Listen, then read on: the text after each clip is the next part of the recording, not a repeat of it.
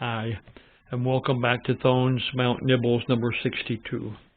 True Judgment, the House Upon the Rock, viewpoint number 2, the symbolic. And so we studied the practical side of this last time, and now we're going to think about the symbolic of everything here. And there's a lot of that too. We're going to be reading Matthew 7:24 through 29 once again. Therefore, whosoever heareth these sayings of mine, and doeth them, I will liken him unto a wise man, which built his house upon a rock. And the rain descended, and the floods came, and the winds blew, and beat upon that house, and it fell not, for it was founded upon a rock. And every one that heareth these sayings of mine, and doeth them not, shall be likened unto a foolish man, which built his house upon the sand. And the rain descended, and the floods came, and the winds blew, and beat upon the house, and it fell. And great was the fall of it. And it came to pass, when Jesus had ended these sayings, the people were astonished at his doctrine. For he taught them as one having authority, and not as the scribes.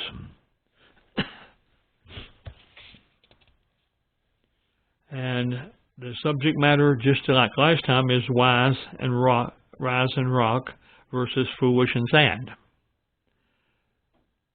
Why is this in the Bible? We're trying to understand God's big picture. And the communications, the doctrine amazes the people. And just let me just introduce this, but when we talk about the prophets, let's take Isaiah, for example. Quite often he speaks in a way which is true in the present, but at the same time predicts the future, perhaps 500 or 600 years into the future, like when Jesus was on earth. So he may have his sayings may have some kind of messianic interpretation. And in some cases, it's not only that, there's a third layer where he speaks to the far distant future when Jesus comes back. Again, a messianic message, but this is one that goes straight into the millennium. So that's one of the great geniuses of Isaiah's work, is that he can sometimes say something that's true now, that it predicts something is going to happen in the future, and then something else is going to happen in the far distant future.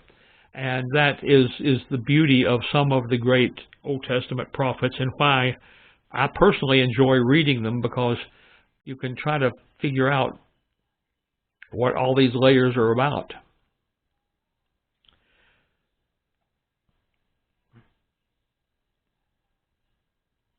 Application to my life. In this alternative analysis of the final few verses of the Sermon on the Mount, we look at the terms from a more symbolic point of view. The use of wise and foolish here are not judgments of intellectual skill, but rather of the person's spiritual and moral awareness, depending upon their reaction to Jesus' teachings.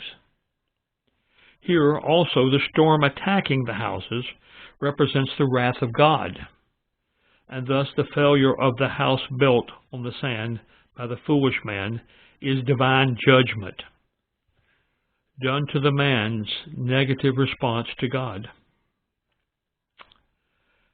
The lack of destruction in the house built on the wise man upon the rock, Jesus, acting positively upon his doctrine.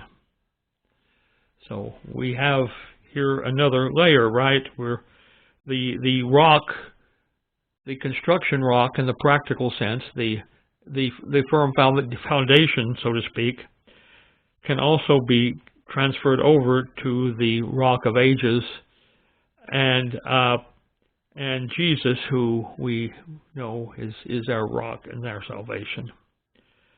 And and the storm being God's wrath, and God's wrath does not bother people who are following God and therefore living on the rock.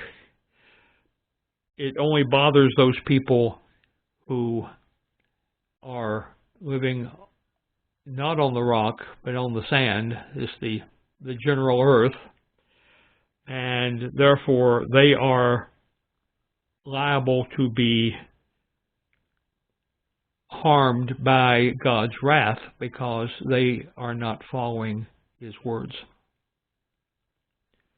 God says, following my Son's doctrine is very important. Yeah. My personal response: Lord, thank you for providing us with direct knowledge about you and your Son, so that we can make wise decisions. May we always choose the rock for our stability. And that's a great thing to understand. That's where we're supposed to be. Now, I'm going to take this lesson, which is right here, and I'm going to put it over here. And I'm going to just say that completes this series on the Sermon on the Mount. We have covered verse by verse, sometimes word by word, it seems, in 62 devotionals, the 3 chapters of Matthew dealing with the Sermon on the Mount. So I said to myself, what am I going to do next? And I came up with a kind of a different direction. The new one will be called, when next we meet, will be called Thone's Galatian Nibbles number 1, and we're going to be studying the book of Galatians. And this, of course, is a epistle. It's a book of specific teachings and preachings, in this case by Paul, and in the case of many of the epistles by Paul, but there are also epistles written by James, the brother of Jesus, Jude, the other brother of Jesus. Peter wrote 2 of them, and John the Apostle wrote 3 of them. And then there's one that's called the Book of Hebrews, which nobody really knows who wrote. Many people attribute it to Paul, but it's very atypical from its format from Paul, although many of the concepts that are given there are very similar to Paul's preaching. So there's a debate about that, and Lord, in truth, short of heaven, we're not going to know the answer to that. But Galatians is one of the, I'll say, somewhat shorter of Paul's epistles, and so I decided to continue the series of devotionals, which I call Nibbles, by going through the book of Galatians. And so next time, that's what you'll be seeing. And you will be seeing it on the 16th of January, which is the day after this one will be published, one that we're on now. So with that said, and I hope everybody is having a safe battle with the weather. The weather is really weird in some of the parts of the country right now, so I ask that I hope that everyone is having a good time. Some are having extremely nice weather, and others are having extremely stormy weather. and both thunderstorms and floods and snow and you name it, and it's going on right now. So I just hope that and pray that you will be fine through that. So until I see you next time, bye-bye.